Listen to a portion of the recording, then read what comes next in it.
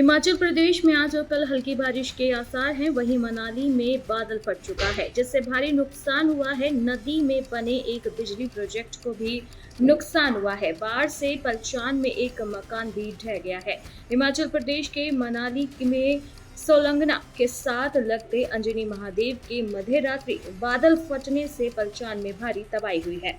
पलचानपुर पर मलबा आने से मनाली ले मार्ग पूरी तरह से रुक चुका है। बादल फटने से आई बाढ़ से पलचान में एक मकान भी ढह चुका है। इसके अलावा नदी में बने एक बिजली प्रोजेक्ट को भी नुकसान हुआ है। एसडीएम मनाली रमन कुमार शर्मा रात में टीम के साथ मौके पर पहुंचे। नदी तट पर फंसे लोगों को अलर्ट कराया गया। उन्हें बताया गया कि बाढ़ आने से भारी नुकसान हुआ है, जिसके बाद जल्द वहां पर रह रहे लोगों को घरों से निकाला गया। हिमाचल प्रदेश में आज और शुक्रवार को हल्की बारिश के आसार है। 27 से 30 जुलाई तक कई क्षेत्रों में भारी बारिश का येलो अलर्ट जारी हुआ है। बुधवार को राजधानी शिमला सहित प्रदेश के अधिकांश क्षेत्रों में हल्के बादल छाए रहने के साथ धूप खिली रही। ऊना में अधिकतम तापमान 36 डिग्री सेल्सियस रिकॉर्ड हुआ। बारिश न होने के चलते मैदानी जिलों में उमस बढ़ गई है। मैदानी जिलों के न्यूनतम तापमान में भी बीते कुछ दिनों से बढ़ोतरी दर्ज हुई है। पिछले 2 दिनों में बारिश के कारण प्रदेश में अभी भी 15 सड़कें और 62 बिजली ट्रांसफार्मर ठप हो चुके हैं। राजधानी दिल्ली और आसपास के इलाकों में मौसम सुहावना बना हुआ है। आज सुबह से ही आसमान में बादल छाए हुए हैं। कई इलाकों में तेज बारिश के साथ बूंदाबांदी भी हो रही है। दिल्ली, नोएडा और गाजियाबाद के कई इलाकों में बरसात से लोगों को राहत मिली है। मौसम विभाग ने येलो अलर्ट जारी कर दिया है, जिससे अधिकतम तापमान 34 और न्यूनतम तापमान 26 डिग्री सेल्सियस दर्ज किया जा रहा है।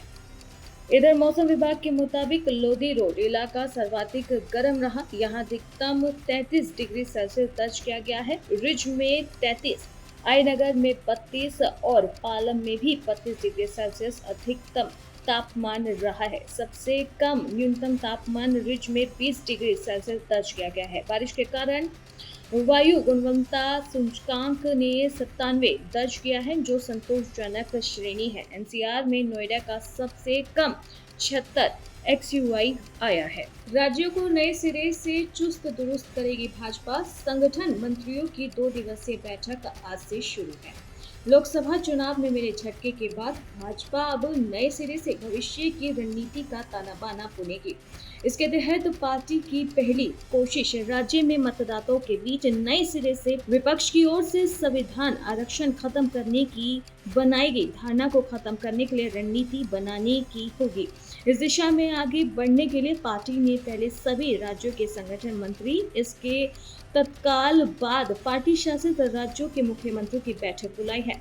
बृहस्पति यानी कि आज से शुरू हो रही संगठन मंत्रियों 2 दिवसीय बैठक में पार्टी लोकसभा चुनाव के नतीजे की समीक्षा करेंगे। इसके बाद अध्यक्ष पद के चुनाव के लिए जरूरी सदस्यता अभियान के साथ मतदाताओं तक सीधी पहुंच की नई रणनीति तैयार करेगी। संगठन मंत्रियों की बैठक के बाद शनिवार रविवार को पार्टी शासित राज्यों के मुख्यमंत्री, प्रदेश अध्यक्षों की बैठक करे। इस बैठक में विपक्ष की बनाई धारणाओं को तोड़ने और नए प्रयास में प्रयोग करने पर मंथन होगा। कर्नाटक विधानसभा में सुबह अजीब नजारा देखने को मिला। यहाँ कई विधायक अपनी तकिया चादर लिए सदन के अंदर ही आराम करते दिखे। इनमें से कई विधायक सोने के बाद उठकर अपना सामान उठाकर बाहर ले जाते भी दिखे। सोशल मीडिया पर वायरल हो रही विधायकों की ये तस्वीरें चर्चा का विषय बनी हुई है। गौरतलब है कि भाजपा ने एक दिन पहले ही मैसूर शहरी विकास प्राधिकरण में फर्जी जमीन आवंटन पर चर्चा की मांग की थी। हालांकि जब इसे लेकर विपक्ष को अनुमति नहीं मिली तो विधायकों ने विधानसभा और विधान परिषद के अंदर ही दिन रात धरने का ऐलान किया। भाजपा का आरोप है कि MDA का ही एक प्लॉट मुख्यमंत्री की पत्नी को आवंटित किया गया है। पार्टी ने इसे लेकर विधानसभा में चर्चा करने की मांग की है। जब तक हमास को पूरी तरह नहीं मिटा देते युद्ध जारी रहेगा, अमेरिकी संसद में बोले इजरायली पीएम नेतन्याहू। बीते 9 महीनों में इजरायल और हमास के बीच जारी जंग के बीच इजरायली प्रधानमंत्री अमेरिका के दौरे पर हैं। यहां उन्होंने अमेरिकी संसद के संयुक्त सत्र को संबोधित किया। इस दौरान उन्होंने हमास पर फिलिस्तीनी नागरिकों के लिए भेजे जाने वाले राहत सामग्री को चुराने का आरोप लगाया। साथ ही उन्होंने कहा कि हमास फिलिस्तीनी नागरिकों को ढाल की तरह इस्तेमाल कर रहा है। उन्होंने आगे कहा, हमास के खिलाफ चल रहे युद्ध का बचाव किया जा रहा है। साथ ही उन्होंने हमास और अन्य ईरान समर्थी सशस्त्र समूहों के खिलाफ युद्ध के लिए अमेरिकी समर्थन बढ़ाने की मांग की। कांग्रेस के संयुक्त सत्र को संबोधित करते हुए उन्होंने गाजा में पूरी तरह जीत मिलने तक युद्ध जारी रखने की कसम खाई है। उन्होंने कहा कि जब तक हमास को पूरी तरह से मिटा नहीं देते, ये युद्ध खत्म नहीं होगा। अमेरिका में राष्ट्रपति चुनाव को लेकर सियासी गलियारों में लगातार हलचल मची हुई है। रिपब्लिकन की ओर से डोनाल्ड ट्रंप और डेमोक्रेट की तरफ से कमला हैरिस मैदान में है। यहाँ आरोप प्रत्यारोप का दौर जारी है। अब पूर्व राष्ट्रपति ट्रंप ने कहा कि उपराष्ट्रपति शासन करने के योग्य नहीं है। साथ ही उन्हें उग्र तौर पर वामपंथ का समर्थन करने वाले पागल भी बताया है। गौरतलब है कि रविवार को 81 साल के जो बाइडेन ने अचानक से ऐलान किया था कि वे राष्ट्रपति पद की दौड़ से बाहर हो रहे हैं। साथ ही उन्होंने भारतवंशी कमला हैरिस के नाम का समर्थन किया था। 59 वर्षीय उपराष्ट्रपति अब डेमोक्रेटिक की संभावित उम्मीदवार है और उन्हें अगस्त में आधिकारिक रूप से राष्ट्रपति पद का उम्मीदवार घोषित किया जाएगा। इस पर डोनाल्ड ट्रंप ने तीखा हमला करते हुए बोला, कहा 3.5 साल से झूठ बोलने वाली कमला हैरिस बाइडेन के हर गलत फैसले के पीछे रही है। वे उग्र तौर पर वामपंथ का समर्थन करने वाली पागल हैं।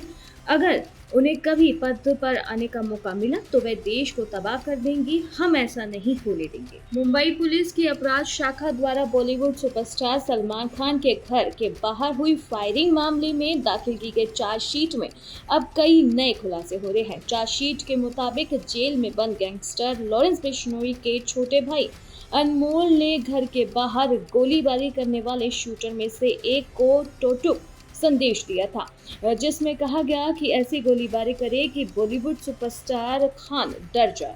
बता दें कि विकी कुमार गुप्ता और सागर पाल नाम के 2 मोटरसाइकिल सवार व्यक्तियों ने 14 अप्रैल की सुबह बांद्रा में गैलेक्सी अपार्टमेंट में सलमान खान के घर के बाहर कई गोलियां चलाई थी।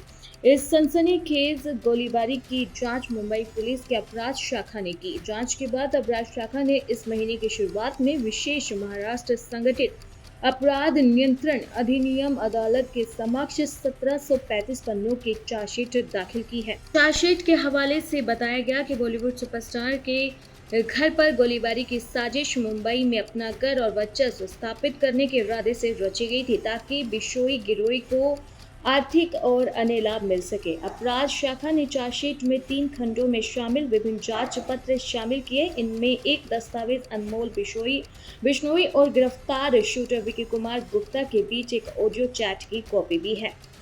चार्जशीट के अनुसार ऑडियो चैट के माध्यम से अनमोल ने शूटर गुप्ता को ये निर्देश दिया कि गोलीबारी सोच समझकर और हर जगह करे, भले ही इसमें 1 मिनट से अधिक समय लगे। गोलीबारी इस तरह की जानी चाहिए कि इससे भाई यानी कि सलमान खान पूरी तरह से डर जाए। इसके अलावा अनमोल ने गुप्ता से पूछा कि क्या वह धूम्रपान करता है। जब गुप्ता ने हाँ में जवाब दिया तो अनमोल ने उसे कहा कि फायरिंग करते समय धूम्रपान करे, ताकि इलाके में लगे कि सीसीटीवी कैमरों में ऐसा लगे कि वे एक निडर व्यक्ति है। अनमोल बिश्नोई ने शूटर से कहा कि आप ये काम करके इतिहास रचेंगे और आपका नाम भी सभी अखबारों में और अन्य मीडिया में होगा।